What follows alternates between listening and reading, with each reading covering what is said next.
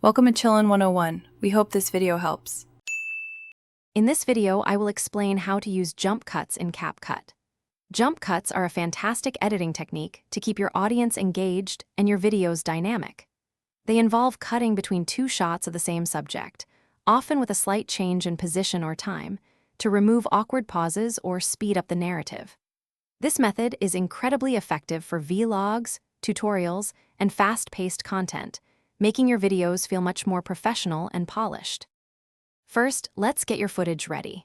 Open Capcut and import the video clips you want to edit. Drag them onto your timeline. Now, carefully watch your footage and pinpoint the exact moments where you want to make a cut.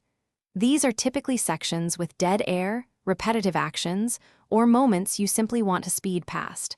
Having a clear idea of your edit points will make the process much smoother. Now for the actual jump cut. Move your playhead to the beginning of the section you wish to remove. Use the split tool, which looks like a pair of scissors, to divide your clip. Then, move the playhead to the end of that unwanted section and split the clip again. Select the segment in between these two new cuts and simply delete it. This instantly creates a jump cut, removing the unnecessary footage and tightening your video. After making your cuts, it's crucial to review your video. Play it back to ensure the jump cuts feel natural and achieve the desired effect. You might need to fine-tune the duration of some clips by dragging their edges slightly.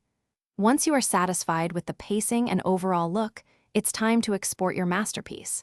Choose your preferred resolution and frame rate, then hit the export button to share your dynamic new video. Thanks for watching. Consider subscribing if we helped you.